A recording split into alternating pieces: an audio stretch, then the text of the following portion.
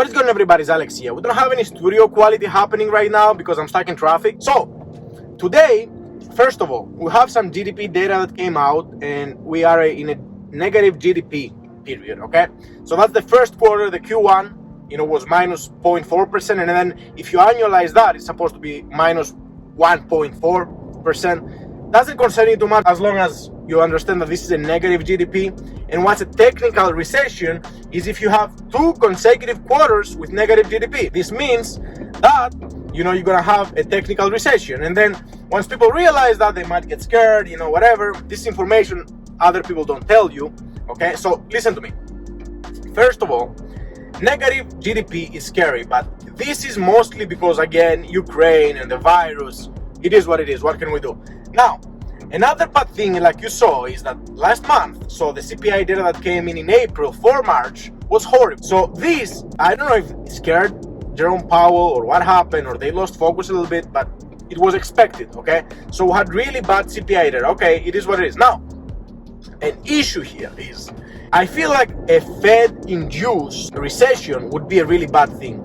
And I truly believe that if they raise interest rates by 0.5% that they said they plan to do, which is a rug pull by Jerome Powell, because if you see the FOMC meeting last time, they said, we're gonna wait and see up until like the Q2 of 2022. A recent meeting they had, there were European leaders, Jerome Powell was there.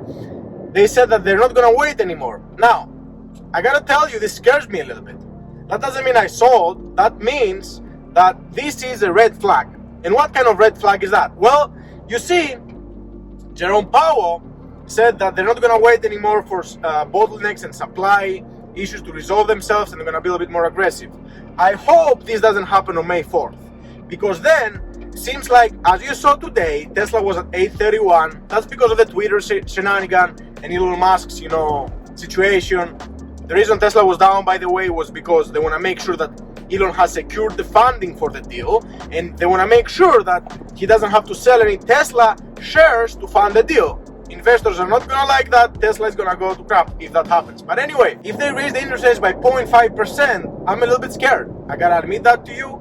And then, you never know what can happen after that. But I really hope we're going to see a 25% interest rate increase. Kathy said that she doesn't believe they're going to raise the interest rates as much as people think. Let's see. Kathy has some of the best minds doing research for her. Kathy's research is really good, okay?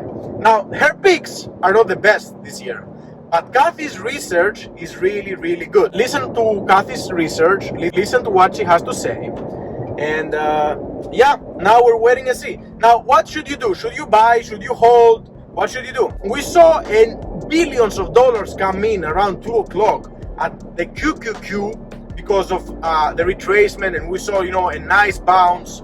So this means that the stock market and the stock market investors are bullish, okay? They think the stock market is gonna go up, or they bought the dip.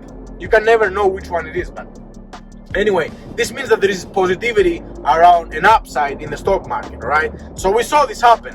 An issue here is the FOMC meeting on May 4th. That's a key date. Monday, Tuesday, Wednesday, don't expect anything great to happen. So that's what I believe anyway. Maybe Monday, but Mondays haven't proven to be very good recently anyway. So that's the thing. If on May 4th, Jerome Powell comes and raises the interest rates by 0.5%, we're going to see a little bit more pain. And that is possible to happen. Like, I would put this as a 50-50 chance.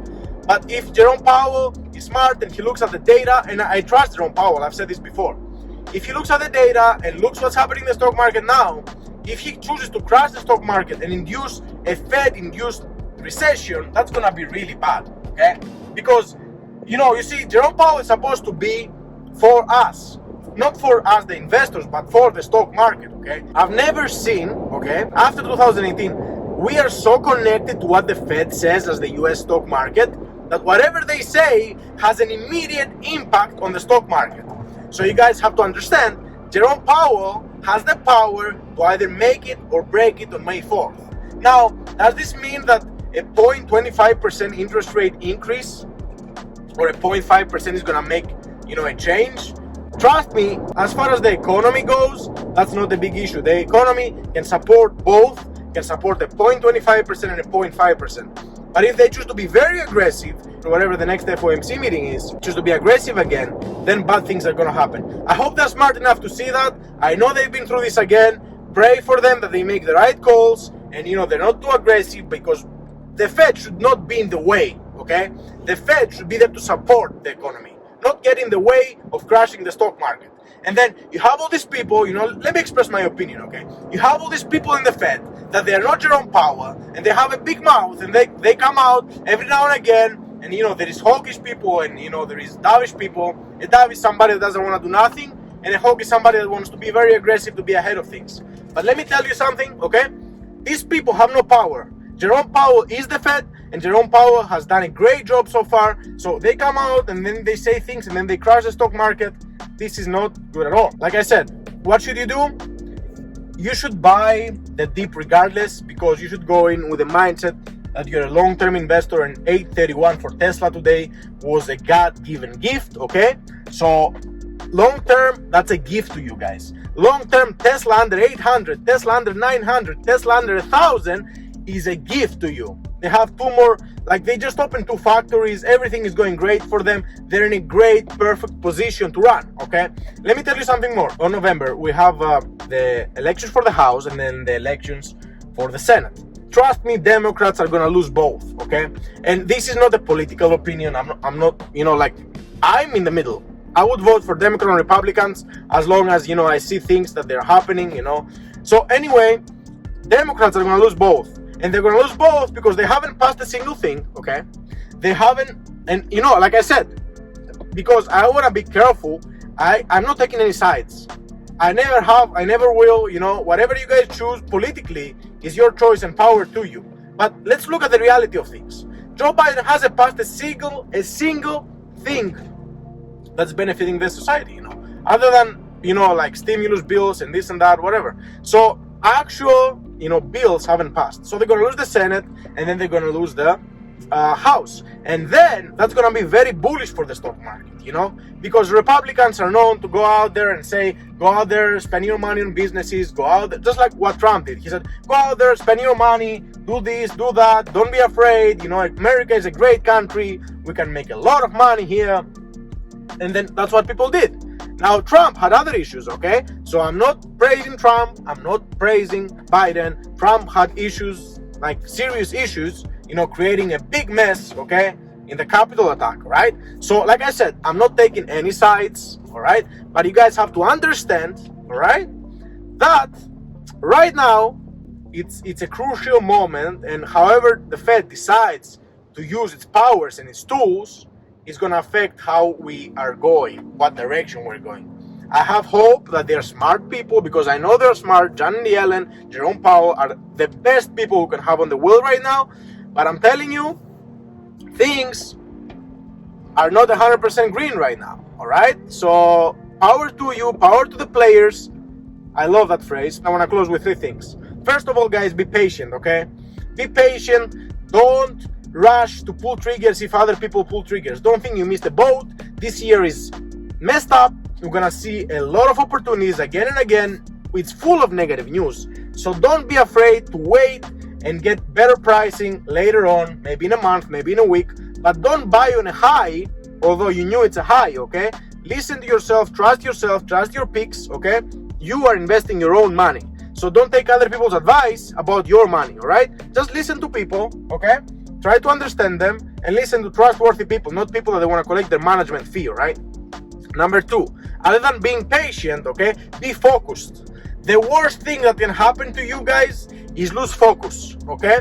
In this environment that's impossible to predict, because you have this contradicting data, you have a good economy, then the macroeconomics don't look too good. In this economy, okay, you gotta be focused on your picks and focus on what you like, what you believe in. Don't get sidetracked, don't get stock tips left and right, okay? An example is, Shopify, right? Look at Shopify. If somebody told you to buy Shopify, you're down big. Okay, so keep your focus on, keep reading, keep being smarter, okay, like I said. So be patient, being focused. And then the last thing I want to tell you, all right, it is do not lose sight of the bigger picture. Do not lose sight of the bigger picture. This year, like I said, is gone, is baked. We don't know what's gonna happen. We might end up negative on the year on the S&P 500. We might. That's a possibility too. So do not lose sight. If you're down in your position now, I guarantee you next year you won't be. Okay? Because this year is really crucial. But next year you won't be if you buy good stocks. All right? So be patient. If you don't forget about it, just buy it and forget about it. We are in a great decade. We're just in a hard time right now. Okay? So don't lose faith. I love you guys. Thank you for being here. If you guys have some time, follow me at Alex Langos at Twitter. Follow me on Instagram. Daily updates there, so you don't have to wait for a new video to come out. And then TikTok, at Alex Langos too. Thank you so much for watching. I love you guys. Subscribe if you haven't already. Smash like buttons. Do all the things you have to do so you never miss an update from me. And if you have some time, lastly, either watch this video to get more information or subscribe right here. Love you guys. Be patient, be strong, and like I said, power to the players.